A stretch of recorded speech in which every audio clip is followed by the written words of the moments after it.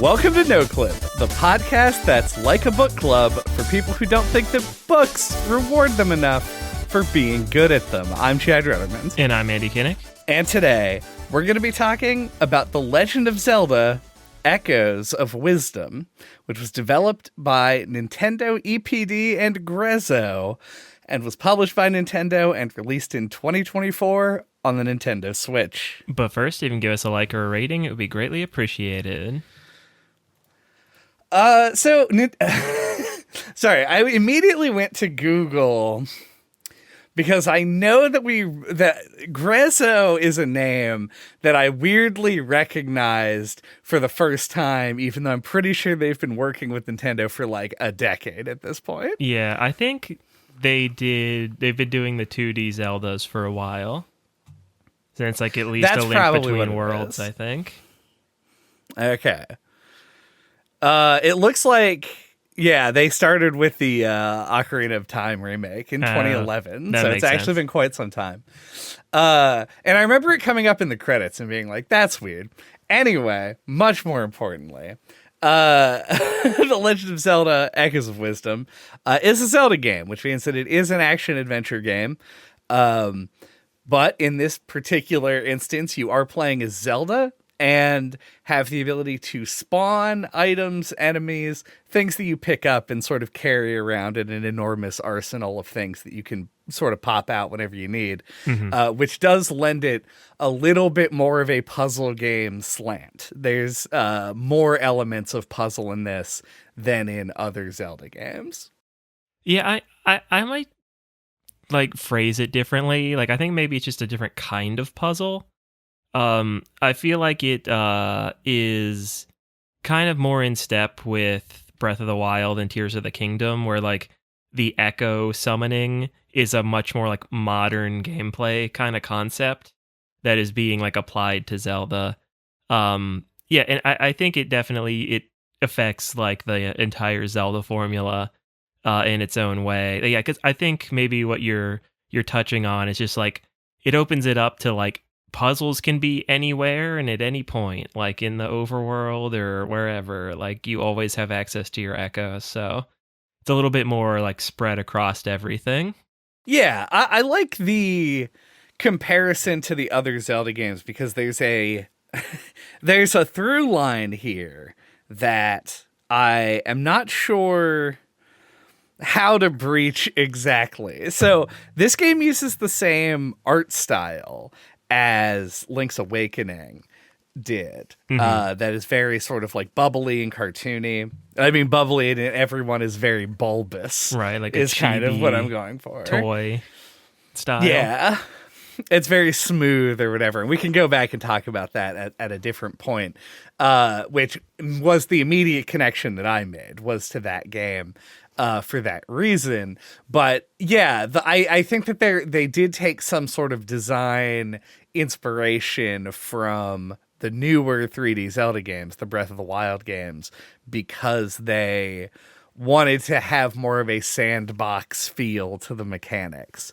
And it's the first time that kind of thing has been applied to what is the Link to the Past throwback style Zelda game, which is what this game sort of appears to be from the outside, because it has like the map is set up in a similar way to those games. The art style sort of lends itself back to the Link Between Worlds era, as well as Link's Awakening that I already mentioned.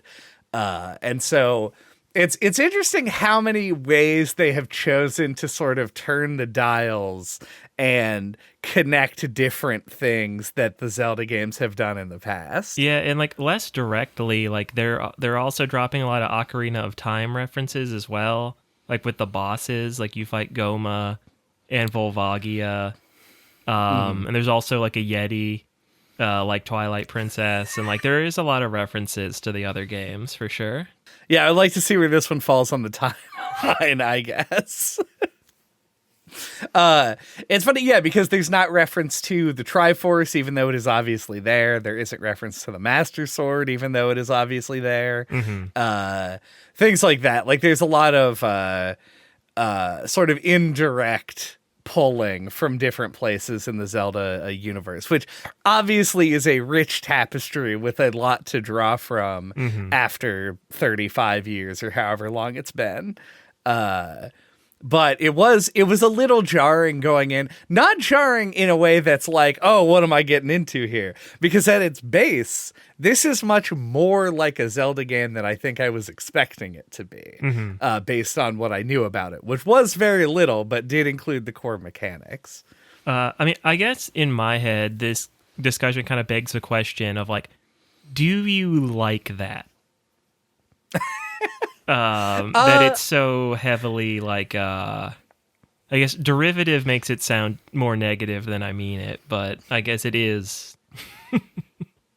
So yeah, I actually, that is sort of my because like if you look at what my arguments are going to be, if you come back to this part of the podcast after you listen to the whole thing,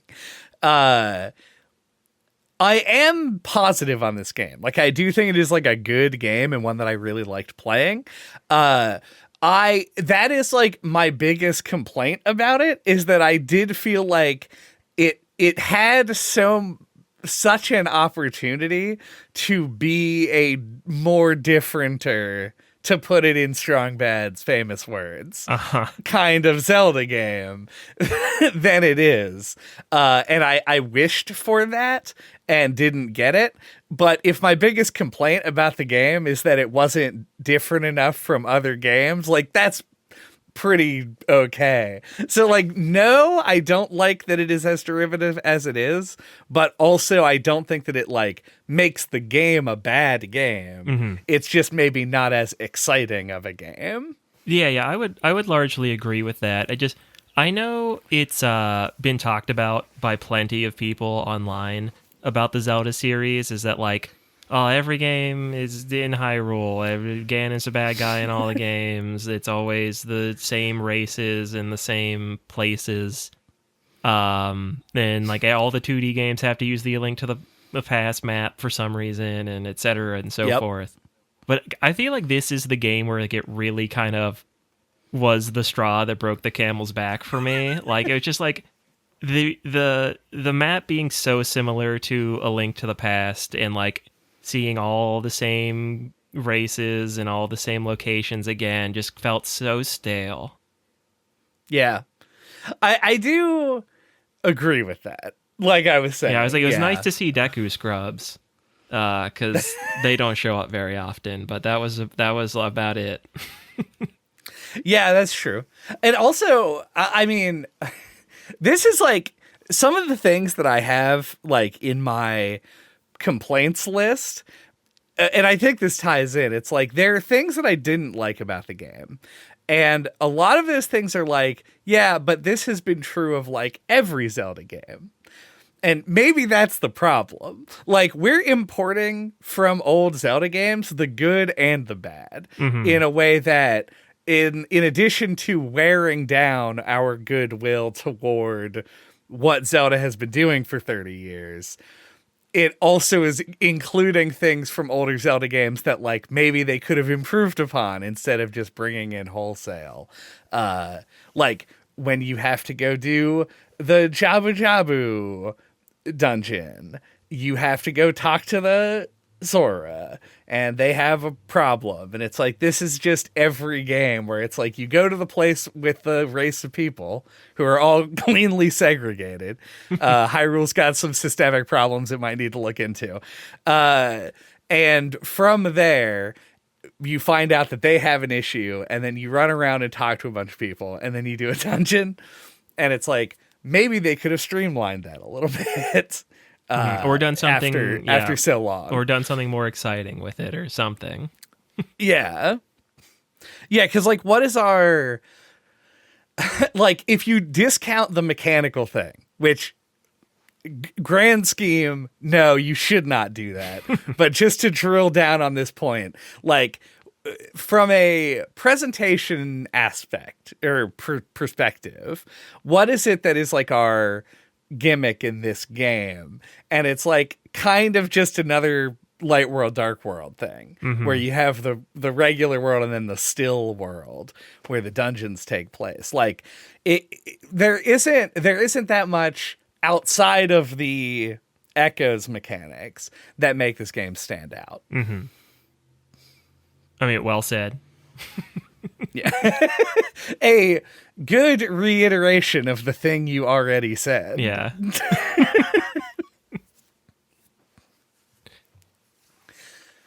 But yeah, I think let's get into that. I think let's talk about sort of, I mean, I don't know.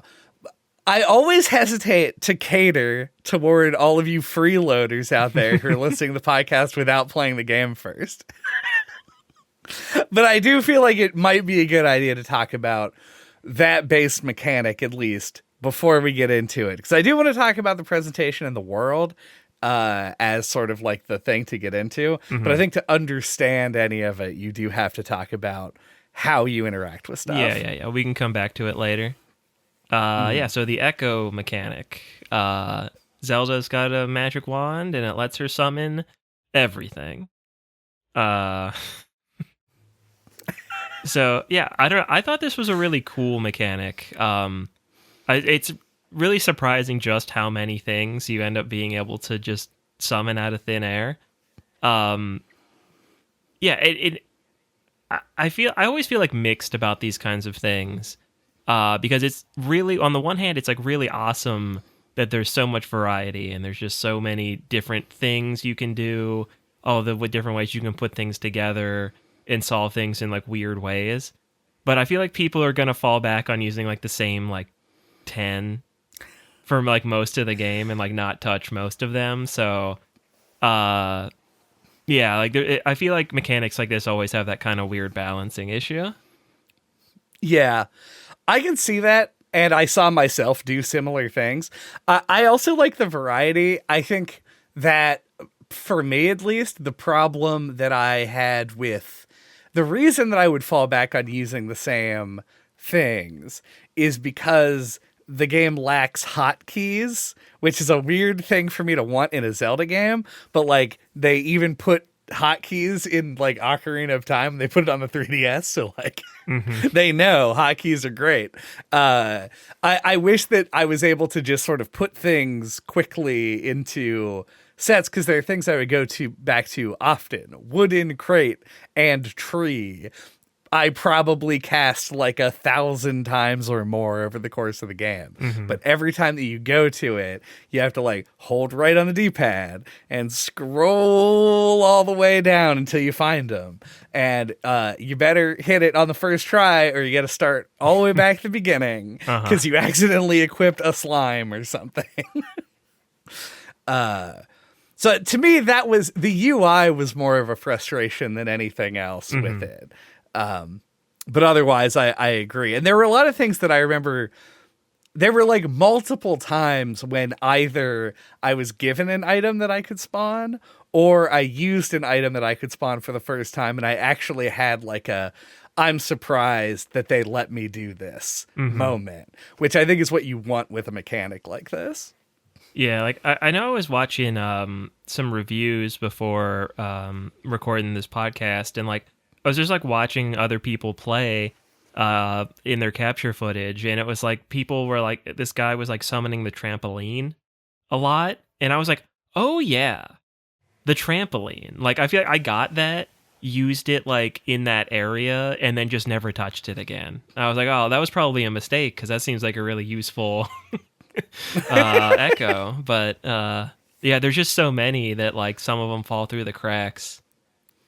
Oh, yeah. I'm definitely on Tramp Gang. Yeah. I use trampoline all the time because that was how you got on the wooden crate. Right. There was like, it was funny because like to get vertical height, there were, my go-to would always be like trampoline, crate, trampoline on the crate, then tree. And so it would be this like spiral building, and then the game actually does a good job of hitting that, like it hits the midpoint and then it gives you the ability to jump on a crate for like I was considering a crate to be like one tile, and and you can only jump a half tile. So the trampoline helps you get up there, or you can use a table or whatever to hop up, whatever.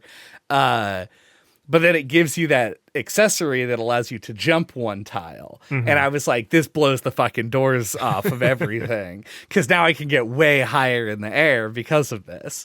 So it was a lot of... they did a good job of sort of like drip feeding you new abilities so that you could like slowly get better. Even though some of them, like the like spider, I got very early on. Like you get it just like in one of the first dungeons, and it just allows infinite vertical mobility as long as you're indoors. Which I was like, that can't be. This is a bug. Well, literally, it is a bug, but like, this can't be right. This can't be what they wanted it to be. This can't be a bug. But it works. It works it's an great. arachnid. No, that's true, actually. Yeah, I ended up falling back a lot on the just like staircase of beds. Like that. That's like a really early go-to, and I found like it just kept working throughout the whole game. Like it just seemed like the most useful thing. That in like the water cubes, you can just make like a pillow of water to swim up. Like that kind of like, I don't know if I'd say it breaks the game, but it made like everything so much easier. Yeah, I think water cubes you get late enough that they are fine. Yeah. I like that. I was surprised that beds actually do heal you. Yeah. Which was a great little like thing when I noticed it for the first time. And then I used them for the whole game because of that, which does lead to the staircase of beds because they're usually like at hand. You're like, well, I could build something else, or I could do a staircase of beds. Yeah, it's funny, like, and staircase of beds is always the right answer. But it's funny though, like once you get Zelda's bed as an echo, it heals you like so fast that like in the middle of a boss fight, you can just kind of drop it down and like jump on it and like regain 3 hearts and then hop off. Yeah, you can just sort of like have a quick battle nap. Yeah, drive by. I was doing that with like the regular bed or like the soft bed that you get from the Gerudo Desert. I was using it there. I would be like, can I sneak in a heal here while I have like a bat flying around annoying somebody? And that was, I don't know, I found that to be very funny and a cool use of the mechanic. It was, I don't want to tell you about the final boss immediately, but I will say it was a bit of an anticlimax that like I never felt the least bit deterred from just full healing on a bed in the middle of that fight whenever I needed to, which maybe points to sort of an odd design decision in the final bosses thing. But yeah, I use beds all the time for the same reason. Yeah. Oh, and before we get too far away from it, I wanted to make a comment on, did you ever think to use the like Link sword mode for the jump? Because that was a thing that I would do to get or vertical distance early on. Is like I'd stack up a thing, and then I wouldn't be able to quite make it. And then if I switch to that mode, I can use the front flip to get up. I think yes and no. I did think about it, I'm sure, but I would always be like very precious with the resource, even though I knew deep down that I didn't have to be at all. Right. But yeah, I did that like constantly until I got the frog bracelet or whatever it's called. Yeah. Yeah, the frog thing definitely changes the game for sure. And I never took it off. Like I did by the end of the game, I did give the Great Fairy enough rupees to have the maximum like equipment slots or accessory slots. But like that is it's very much like a levitation on R2 situation. Like in Psychonauts, like that's the mobility one and you just have it on at all times. Right. And you really couldn't have convinced me to change it for anything else. You're only swimming. Fuck you. Frogpin stays on. But yeah, so that is like the base mechanic. And we can talk about, I guess there's really only a couple other things to talk about, like specifically over top of it. So we might as well hit them. But I will say, and I was having a conversation with Dan yesterday about it, because he is similar to me, is a longtime fan of summoning things in games. I like to summon things. I find it fun. So it seems like that would make this game a shoe-in for me. I would love it. But I do not love it. I feel like there's a similar concept as being used in the game Ender Lilies, where all of your basic attacks are in the form of summons. Like, you summon a ghost that is a knight with a sword and he swings out, and when you press the button, that happens very quickly. Or like in Lost Kingdoms, it's like the attacks where you just like hit a button and it burns the card a little bit, and you have like multiple uses of it, and it does a one-time attack.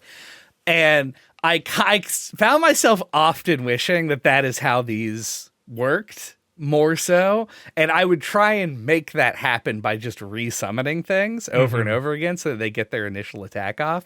The actual like summon is so slow and hard to direct properly, and like I got extremely bored with the combat like very quickly, and wished that there was just a bit more, it was a little bit more dynamic than it was.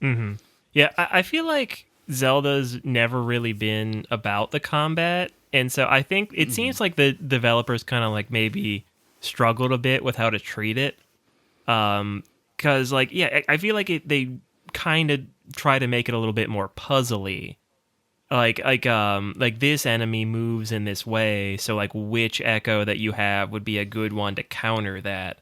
I think is like where like the fun is supposed to be, is like trying with picking the right thing. Right. But yeah, like I mostly agree it got kind of old faster than it should have, and could be like fiddly and frustrating at times. It was cool that you could like tether onto them with the X button and like move them around. Like I used like the level, I think it was level 3 Dark Nut, who's got the white armor.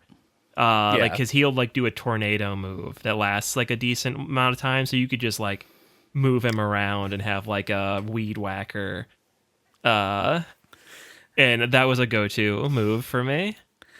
That's so funny, because I did a similar thing, except I had a stationary weed whacker, and then I would grab enemies and pull them into it. Like, I just did it the opposite way. Right. But yeah, not as often, I think. I think I wanted them to do things. Right. I guess. I don't know. That would have been a method of sort of like handling it. It's probably why that attack lasts for like 8 seconds. Yeah. I do agree. Like a quick attack echo would have probably been a good idea. Like one that comes out and immediately like hits right in front of you. Probably would have been a good idea to include something like that. But it does lead to some amount of like sort of emergent stuff that can be kind of fun. I really liked when they first dropped the energy costs of some of the echoes, which happens as you level up several times throughout the game. And it would be like I fought Ganon. Like, they want you to fight Ganon in the way that you fight Ganon with Link in other games, but I instead fought him with 5 pigs, just 5 boomerang hogs, and it was like kind of fun to try and like make that work, and then only use Link for the tennis part. But it took a very long time. Like, the novelty wore off fairly quickly, but like having a big mob of enemies, especially like birds and stuff, for some reason was always very reasonably effective, and also could make funny things happen mid-game. Right. Which I did appreciate.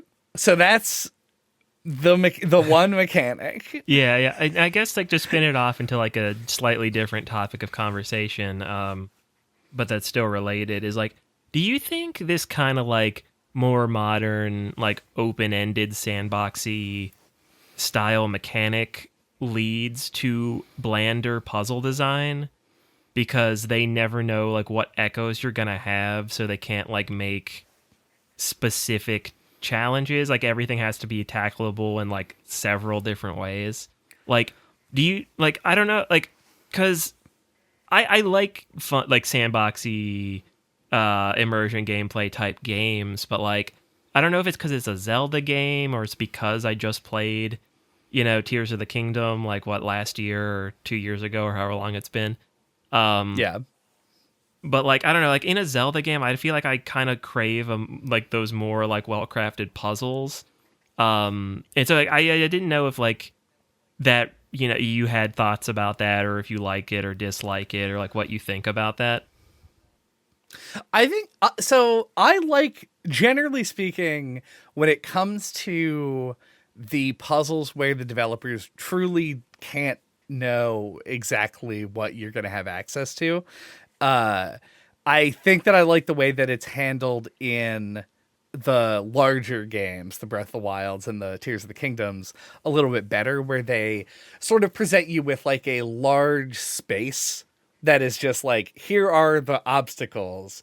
And so there's lots of points for you to interact with, and then also points to fail at. I think that the overworld puzzles in this game do tend to be very bland. A lot of them are just sort of like, can you get to this location? Great. Like, yes, I'm sure I can figure out a way to get to that location. I do think, though, that I don't think it affected the dungeon design as much. I think that there are a few, especially early on, that felt like I just sort of breezed through without really thinking that much. But some of the later dungeons in this game are some of my favorites. I mean, I don't want to I don't want to sensationalize, but it's been many a Zelda game since I've found a dungeon that I like as much as the Lanayru dungeon in this one. It's probably one of my like top overall Zelda dungeons, which is a list that I've never made and never will, but just know that I hold it in high regard. And I think that like part of that is because it uses this game's unique mechanics in a way that the other dungeons don't really. And I found it to be very cleverly designed. So I think yes and no. I think that there are puzzles that they can't really account for, but then I think they do a good job of constraining you in this game, at least in certain areas, which I think is almost a best of both worlds, but like a worst of both worlds that's like hidden in the dark corners, Yeah. Yeah, I have mixed feelings, but I think I lean like to the negative side. I thought that with the exception of like the what is it? Fair Wetlands, that all the dungeons were so easy that I sleptwalked through them. I feel like they're all pretty forgettable. I'm trying to remember. So the Fair Wetlands was the one with a million doors. Yeah. I found like myself actually like not sure how to get to certain locations and had to actually like think about where I was going and what I was trying to do in that one. And I like that like there was a point in the middle where you like gather like 3 or 4 keys before you ever find the doors, or at least that's the way it happened for me. So like I thought that was interesting that I had to like actually like find the way forward. More than any other ones. Yeah, I also liked that dungeon. I liked that one is the most, I think. Well, it's certainly not that traditional of a dungeon, but it does have like, it's one of the only ones where you do have to like collect items separately and bring them to different areas to use. So that is a good shout out, I think. But I don't know. I think that I like the last 3 dungeons that I did, which were Lanayru, wetlands and the final dungeon that everybody has to do last. Right. I did like for different reasons. I like the having to like work together with Link in the void, I guess. Yeah. That was cool. But yeah, and I guess like the final dungeon is like the one where like everything, or is it just the final still world? Like where it's like an amalgamation of like the whole kingdom. Yeah, I count that as the same. Yeah. As a dungeon. That one was cool. Yeah. I like that specifically because I skipped like I don't know. It seemed like most of it, like there was a huge chunk on the left side of the map that was like still grayed out because you were able to like, if you just like looked over, you're like, I can see a new area to go to. Yeah. Can I find a way up? There was a path up the right side. Yeah, that was shorter. Yeah, I liked that there was sort of the corners. Nah, that's wrong. Hold on. The thesis statement of the traversal, where you can like, if you're smart and clever, you can like build a tower and get just way the fuck away from the intended path. Yeah. So I liked that inclusion, and I liked working with Link. I didn't like how difficult he seemed to find jumping on boxes to be. Oh, yeah. He is a very unusual. I felt like it was like that puzzle where I was like, I wish that you could just switch to Link and do it for him. Because I don't think it would have been that hard. Yeah, I think it was like the angle was the part that made that hard. Like you had to like shoot stuff diagonally. Yeah, it's tough. And then you like try and move it, but like you move outside of the visible space and then it breaks. It's like, yeah, it was like a whole pain in my ass. Yeah. But otherwise I agree. Love it. I did like the like freezing and melting stuff mechanic in the Lineru dungeon. It was cool in concept, I feel like, but wasn't challenging at all. Like it just felt like a series of things to do, and like I never had it was never like hard or felt like there was anything to really figure out. I don't know. I found that the like simultaneous button press puzzles offered an interesting challenge because you had to consider like you could use like the order that you summon things in to like make things fall at a triggered time. I found apparently that there's a statue that just walks forward. Yeah. I didn't get that echo before I did that dungeon, so I didn't use it. Yeah, so I had like water blocks and stuff. Those are from other Zelda games too. Those enemies, I don't remember what they're called, but yeah, Armos. There you go. But yeah, I mean, like you could just use like any enemy, and then you can just be the one that steps on the other switch. So you can just like summon a guy like far away, and then like go stand by the switch and just step on it at the same time that they do. I tried. This is just me being impatient. You need an enemy that like will move in a straight line, though. So you got to find one of those.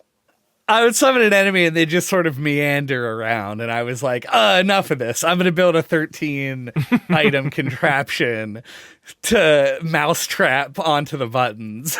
Right. And that's how I tackled it. But I really like the freezing mechanic. I liked and wish that they had been able to do more with it. The like transferring the element sign somewhere. Like I really liked the challenge where it's one of the 2D sections and you like grab one and then you have to climb it up around stuff. Right. And it's like getting down and through the first like area was cool, but then the solution for the rest of it is just like go left. And I'm like, this would have been great if there was like more to it. Yeah. If I just had to go somewhere else. But I felt like there's a lot of potential in that mechanic. That was only partly realized, but like it awoke something in me where I was like, this is cool, and I wish that there was more to it. Yeah. I think that's my thesis statement on all the dungeons. They all felt really short too, which isn't necessarily a bad thing, but yeah. No, I agree. Like if you lump the still world sections in with them, like in your head, I feel like they come out as more favorable. Yeah, but and then he says calling back to a thing I was talking about earlier, I found that there were, I think my general thought as far as like why I think the game is good but fails in certain places is like they have a good set of mechanics and like a good eye for challenges with them in a lot of ways that make clever use of the things that you have. But then they also had to build a Zelda game around it, and it became very tedious.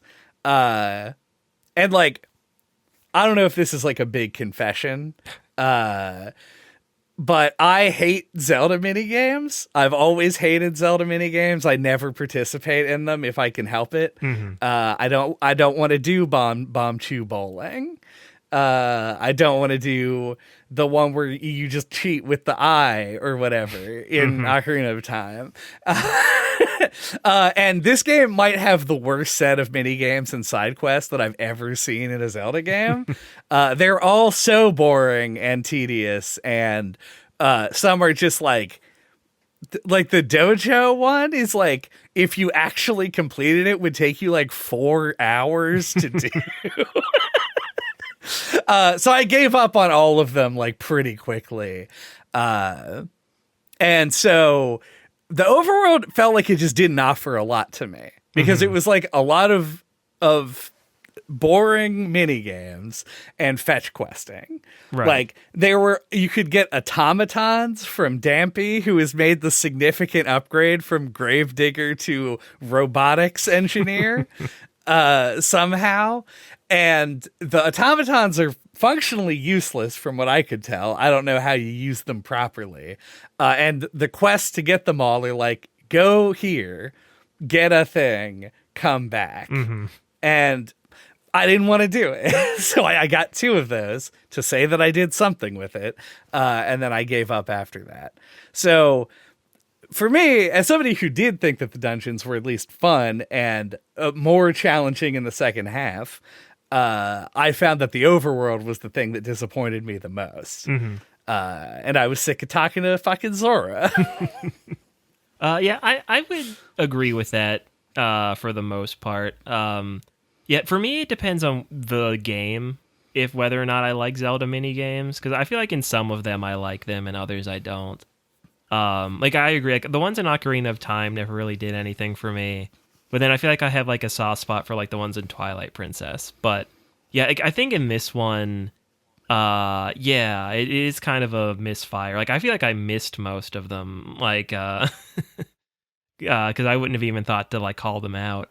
But yeah, did you collect the acorns? Oh yeah, the acorn guy. Did you? That was fun. As like do a the horse one-off race? Thing. Yeah, I did not do the horse race. Yeah, I couldn't find the horse that they told me I had to bring. I found the was horse. Like, okay, well, I give up.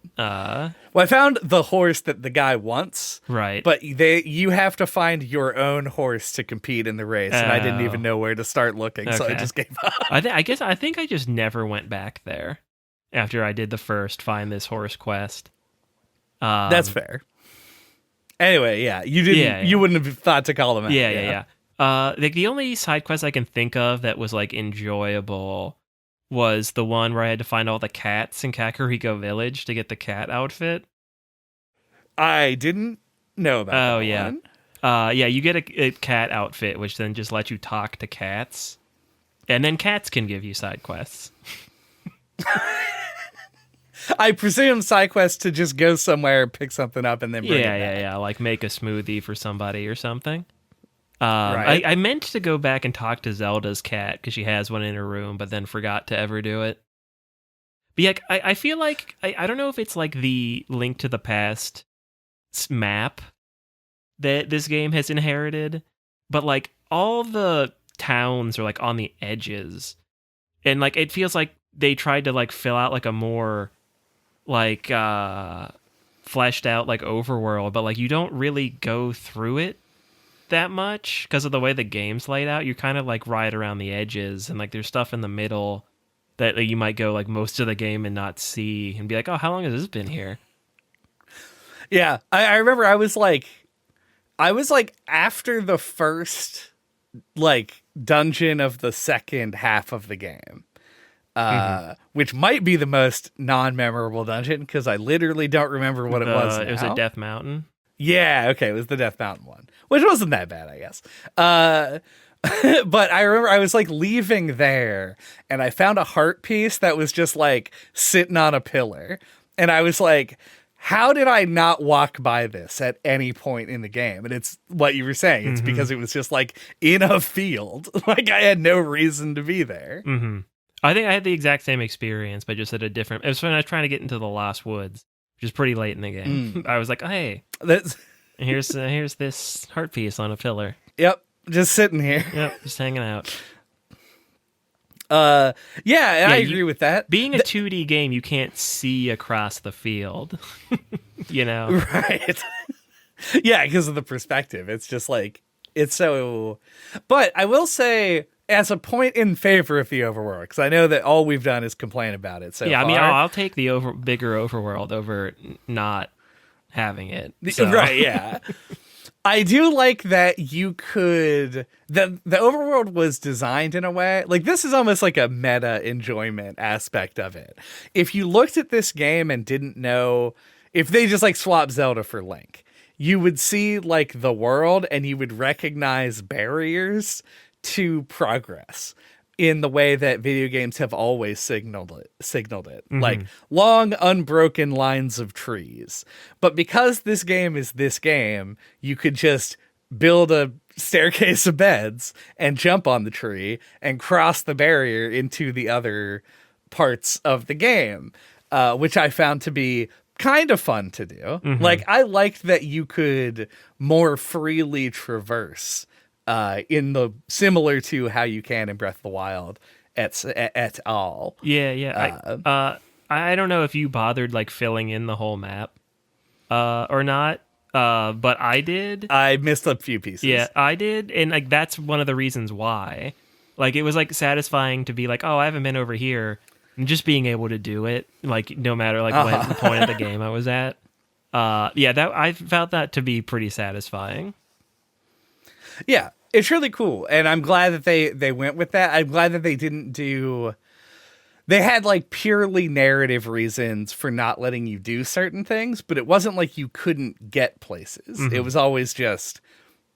You didn't have a reason to be there, or whatever. Right. So I do like that design a good bit. Speaking of designs I like...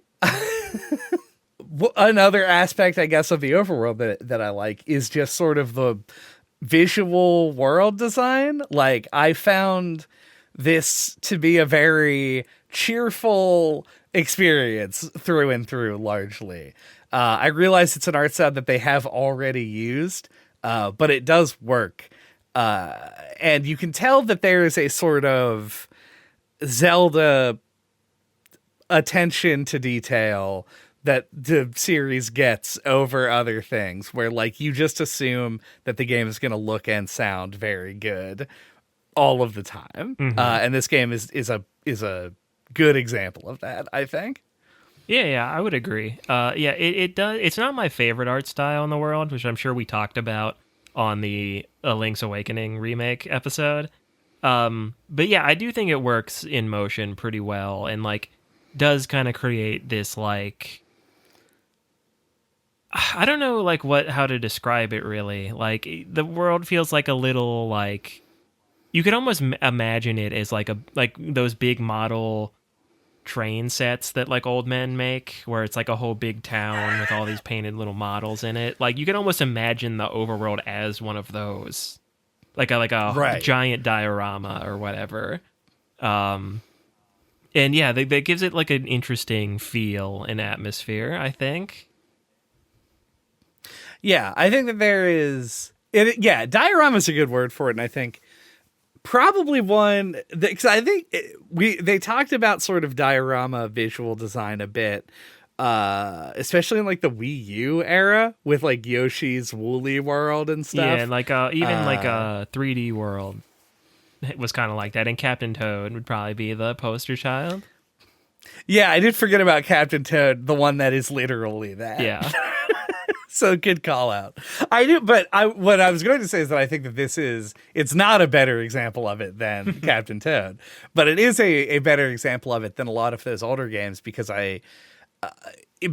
of the sort of like not fourth wall breaking in the literal sense, but like fourth wall breaking in that if the thing that the isometric view that you have is a diorama, the fact that Zelda can just hop out of it and into a new area, I think really sort of ties the visual style together, especially with the way like the screen scrolls as you go over stuff. Like it's a very good look for this game, and it makes it feel surprising when you're able to do stuff. It's not a feeling that lasts for the whole game, but like early on, that stuff feels very cool, and I want to give it its flowers for that. Yeah. So towards the middle-ish of the game, you end up fighting Ganon, and plot twist, it's not actually Ganon. I thought that was actually really cool when you run back into him and then try Who's Your Companion, which we've not mentioned so far. Oh yeah. Bring the triumphant return of companion characters. But just like I think that's an echo of Ganon. And then like the real villain reveals himself as this primordial ball of shadows with claw hands. So I thought that was a really cool twist reveal of a new villain. Yeah, I agree. I also like when Zelda games do new enemies, really at all, like new overworld enemies, new bosses, new villains, anything like that. I'm always in favor of because their designs are so consistently good. I will say Null felt very Kirby to me. Yeah. Like he could be the final boss of a Kirby game, which isn't a negative. He should be a assist trophy in the next Smash Brothers. Oh, agree, yeah. Like 100%. I was actually thinking Smash while I was playing this game because I was like, how are they going to incorporate the rod into Zelda's moveset? Yeah, that would actually be pretty sweet. Yeah. You just like drop a rock on I think, somebody or whatever. Yeah. Just drop a rock on him. Yeah. I mean, that would be cool. Tune Zelda in the next Smash game. I'm calling it right now. It's like our Banjo in Smash Brothers moment. Or was it Joker? I don't remember. It was Joker. We called... No. Yeah. Did we? I feel like everybody called Banjo. Just because everybody we called wanted both. Banjo. Yeah, but I think that Joker was the one that was like the serendipitous moment. Yeah. But that's my submission for the next Smash game. Or I guess we'll get to Zelda. Yeah, like this version of Zelda basically has the same design as like the one in Smash, like the same dress. So they could just give the Zelda from Smash Ultimate, like they could just give her Tri in the rod. They could do. We could make Tri like her throw, like pick guys up and throw. Oh them. yeah. That actually would be good. Because more Zelda characters needed tether grabs. Yeah. We're so far off fucking but yeah, so yes, I do like Null as a villain. I liked as far as Zelda game existential threats go, this one I thought was cool because it let me do platforming, essentially. I was excited about doing the platforming. But it wasn't like a groundbreaking plot, but Null the villain was cool, and I liked the riffs aesthetically and mechanically. So, I feel big ups to Null. Yeah. I feel like the story did just enough for me, and it's mainly just like that kind of backstory of the villain. I like that like the goddesses like created the heavens and the earth just to contain this like matter devouring entity, and that's the whole reason the universe exists at all. Like that's really cool. That's a really interesting little backstory. So I was pretty pleased with that. Yeah, I agree. I also like that, like, they incorporate the elements, like the through line elements of the Zelda franchise in without, I already talked about like the Triforce being there, but like it not showing up until very late. We have a guy named Tri with us, so like obviously there's going to be something there. Yeah, they're like, what? How do they describe it? They're like a byproduct of the Triforce. The Tri, something like that. Like they like, yeah. They look kind of like Lumas from Mario Galaxy a little bit. I did think like Luma or fuck. There was something when he showed up for the first time. I mean, I think they want you to think fairy because that's traditionally what follows you around the Zelda game.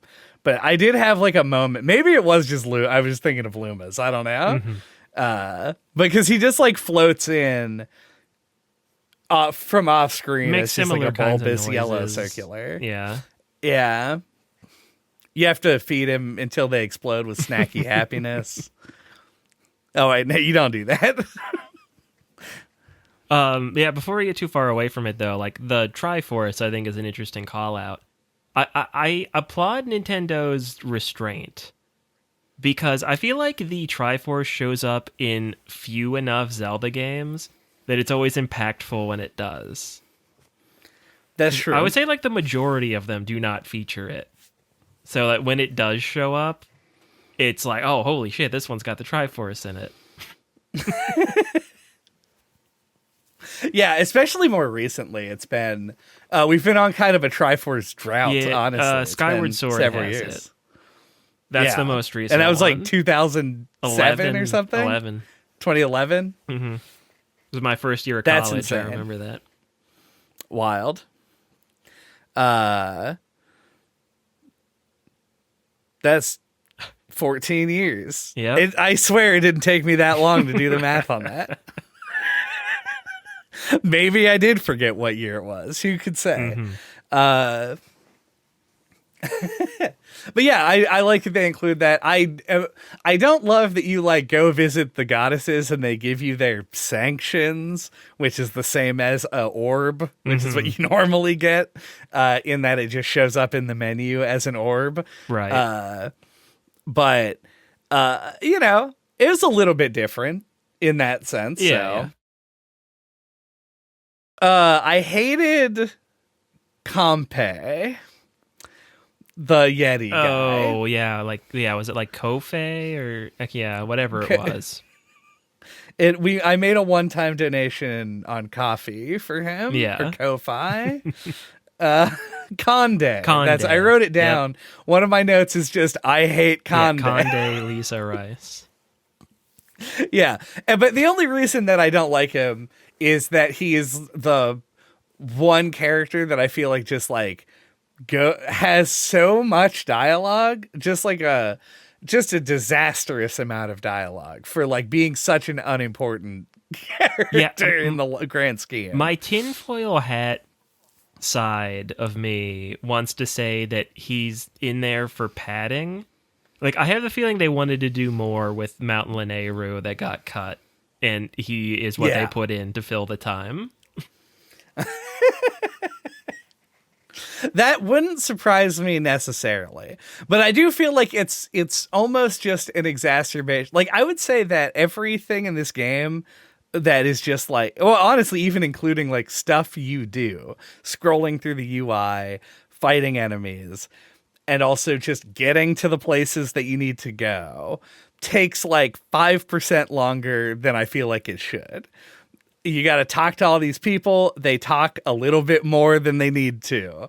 And you got to go to a few more places to start each quest than I feel like you have to. And then Conde is like 40% more. Mm-hmm. Like, he just keeps going on, and you got to look at all the shit in his house for some reason before you can leave and read his journal. Even that, like, before you go up to the mountain, like, they make it seem like the mechanic of this area is going to be that you have to like find a way to stay warm, but it's just like the first little bit of it. Like, then the idea is just kind of dropped. Yeah, it's a bummer. Yeah, it's kind of weird. Because it leads up to the dungeon that I've already said is like my favorite one in the game. I have to and before wonder, that, it's just a big nothing. Yeah. I have to wonder if like Rito Village had been on the table, and then they cut that and just put in a Yeti.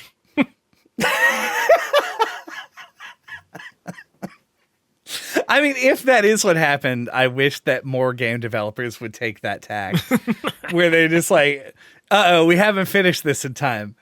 Slap in a Sasquatch, you know? Yeet in a Yeti. I don't know a B word for putting into something. Bash in a Bigfoot. There we go. Because that would be great. I just need more of those. Yeah. It should become a trope. Yeah. I do. I'm a little glad, I guess, that there wasn't all that much to the staying warm mechanic.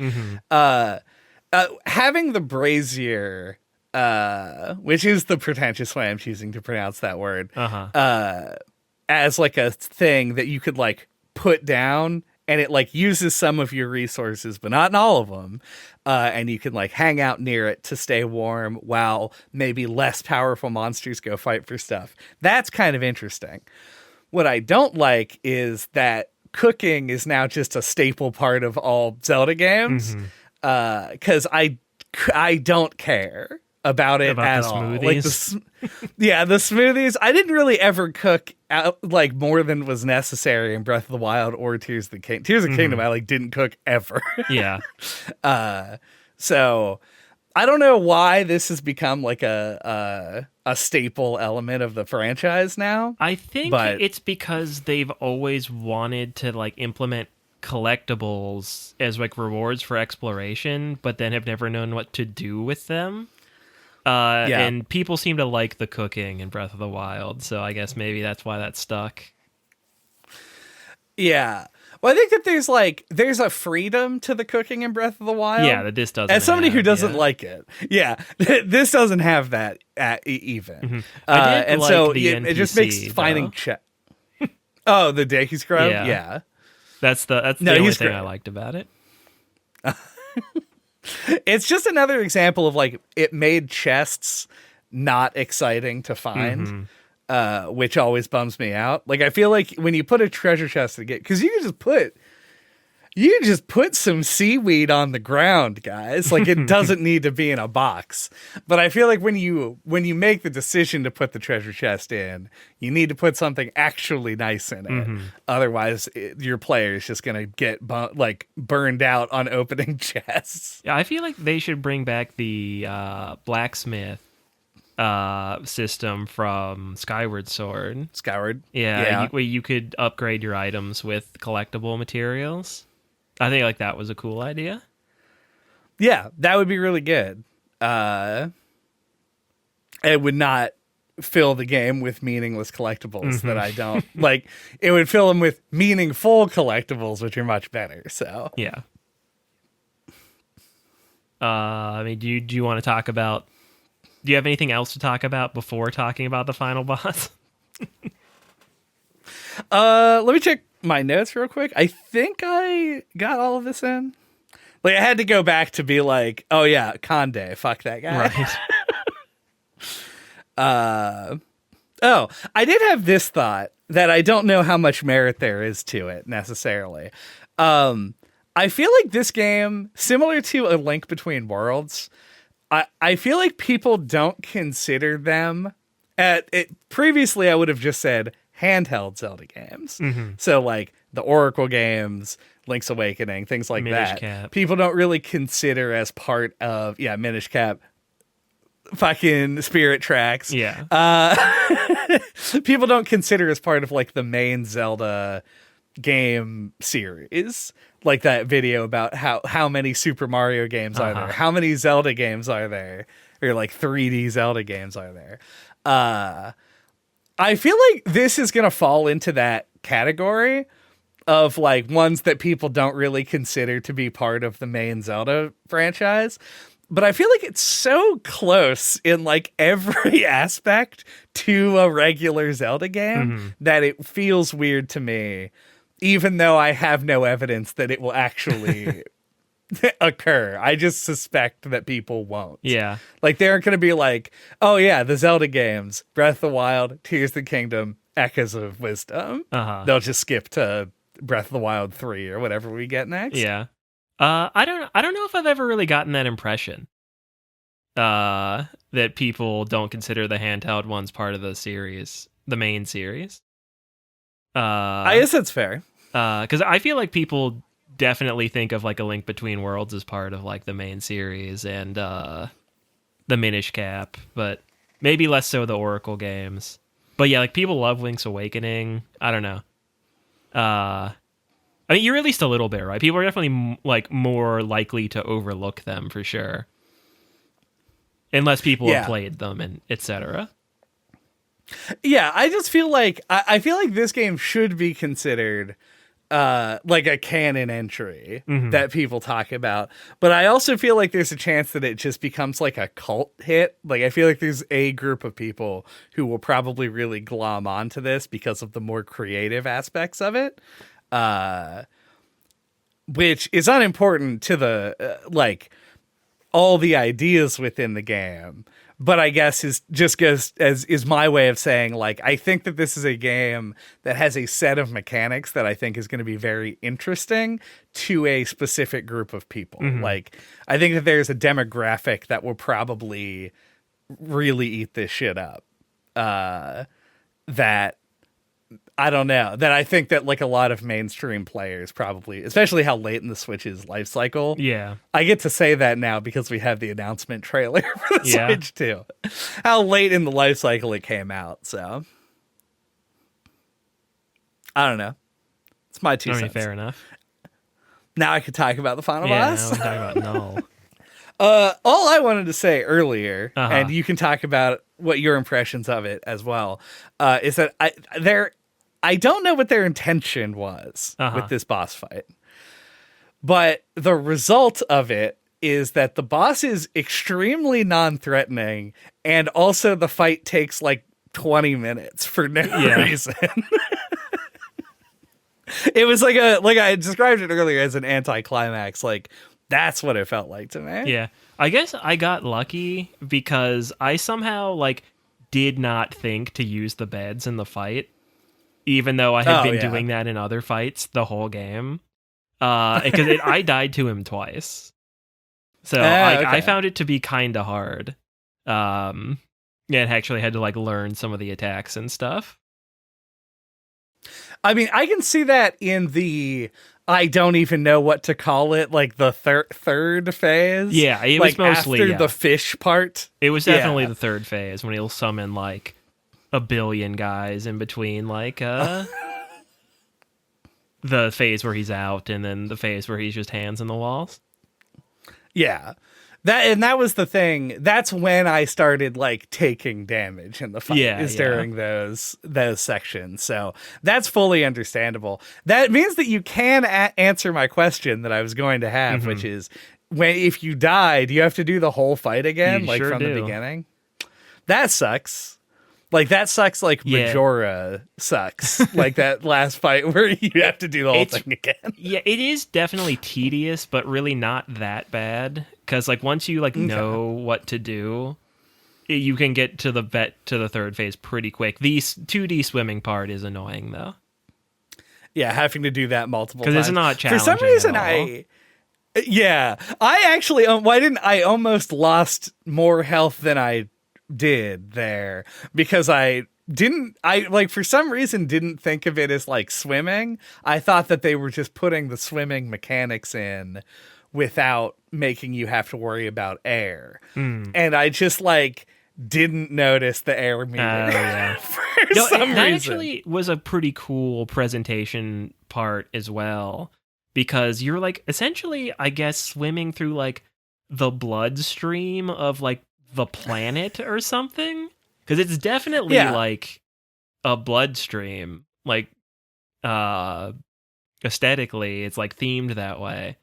which I thought Yeah, was like has pretty like Fry's fascinating. friends Yeah. going through looking like blood cells. Yeah.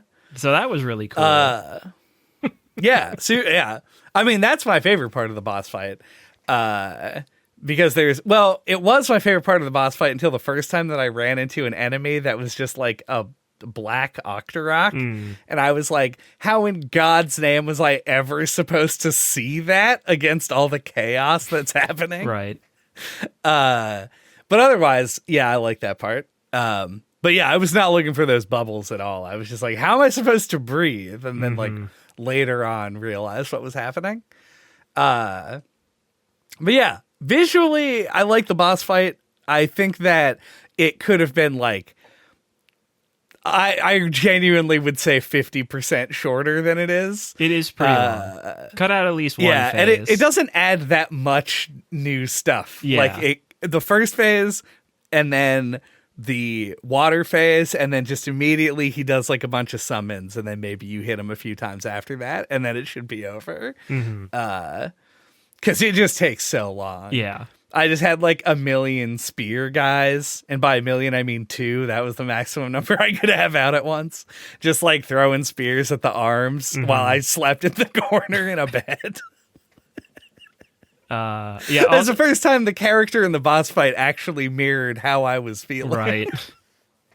It was also cool once again to have to like work with Link to fight the boss. True. Except for like times where you would like pull out the arm right away and he wouldn't go over and hit it, which happened to me a couple of times. It's like, yeah, Link, you have plenty of time to get there. I let Link mostly do his own thing during the boss fight. I would say, yeah. I didn't like make him hit stuff. Oh yeah, you could like tether the arms and pull them, and if you did that, he would go over and spin attack them and kill them right away. That makes sense. I just had them throw spears at it for a long time. So it makes the fight go by like way faster if you do it that way. That would make sense. That made like almost 50% faster, would you say? No, not 50%. Okay. Maybe 25. Yeah. I guess that strategy would have made me less upset with the boss, but I didn't think about it. Do we have Faeror thoughts? My Faeror thoughts are I think this is a Zelda game. Zelda games are like my favorite kind of games, or they're up there anyway. So I had a fun time playing it, but like, man, like as I talked about like early in the podcast, a lot of the like standard tropes, like the races, the locations, etc., are getting kind of stale. A lot of this game felt kind of like going through the motions at times. I found the dungeon design to be kind of weak, but like there are like cool parts to it. I did like the rips. I like the weird twisty geometry. Those felt like they were a little bit more designed to take advantage of the echoes to me, like to traverse them, than the dungeons proper. So that picked up some of the slack for me. I like that it isn't just the A Link to the Past map, that it's like expanded. I liked the Faron Wetlands and the Deku Scrubs.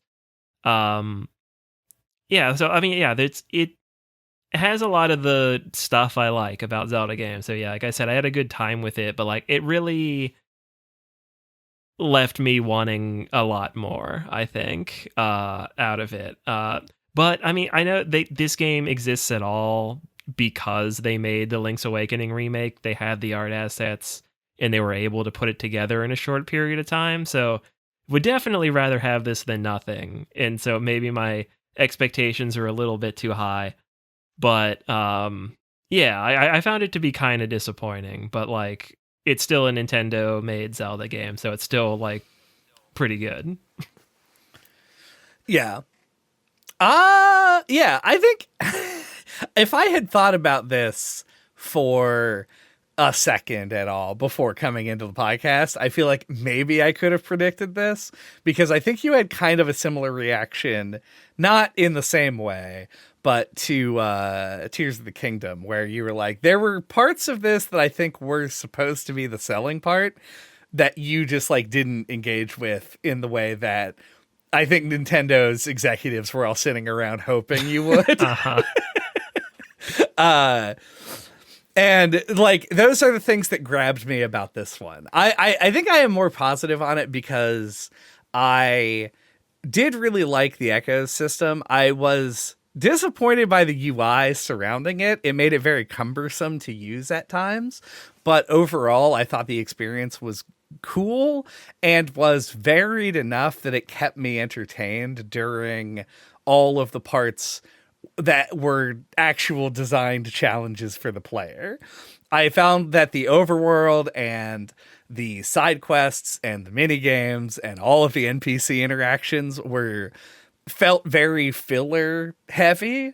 But I also think that this is a problem that a lot of Zelda games have. I think that the padding out of the time that you spend with the game is almost part of the brand, and that it makes like the adventure feel like it's a larger scale. Like, oh, the Zelda game, the Zelda game where you are Zelda, that they cranked out quickly using assets from another game, still was like a 25-hour game for me, like, because Zelda's all about epic adventure.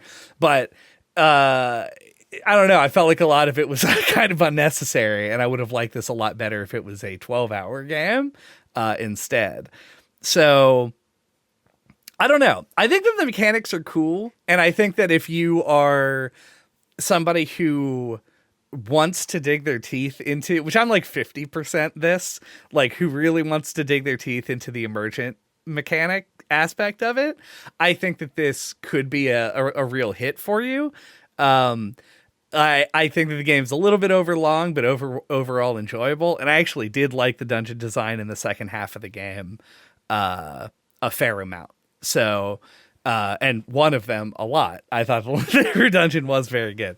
So, yeah, I think that's a good mixture of opinion on this. Like, obviously, it's a Zelda game. It's going to look and sound amazing. Your classic themes are all back, and they sound great, as they always have. Even that really lacks a bit of innovation, but you still get the hits of it. And so, yeah, it's good. I hope that it does not wallow in obscurity 5 years from now. But I do suspect that it will. I guess we'll find out in time. Thank you for listening to No Clip this week. What are we talking about next time? Next time, I didn't say this at the top of the episode, but we're back. Did you miss us? We were gone. Did you even notice? I can't take it with you anymore. We took our normal January break, and we're coming back hot for Fanbruary next month. So the first episode of the month is going to be on Darkest Dungeon. It's a notoriously difficult RPG game with like baked in sanity mechanics and a lot of character permadeath ? I think so. I think so. So we'll see how absolutely obliterated we get by it. And we'll let you know next time.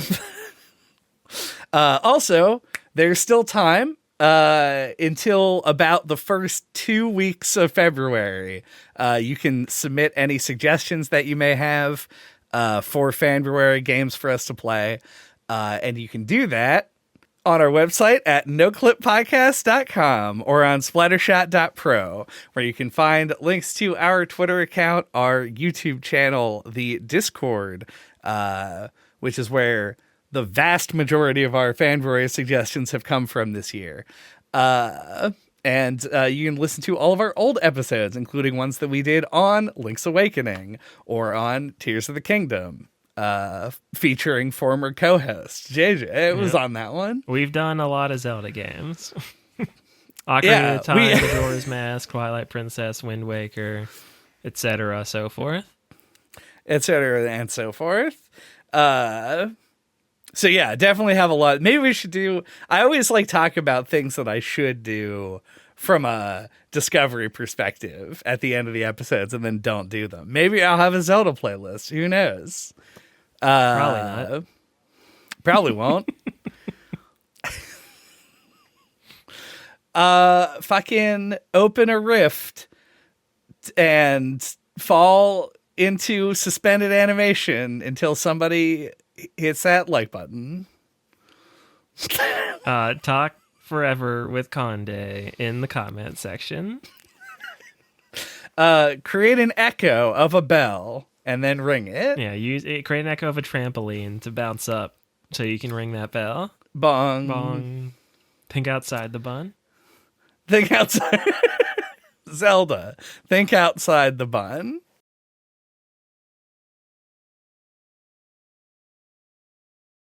Just make a bunch of poop and fart jokes.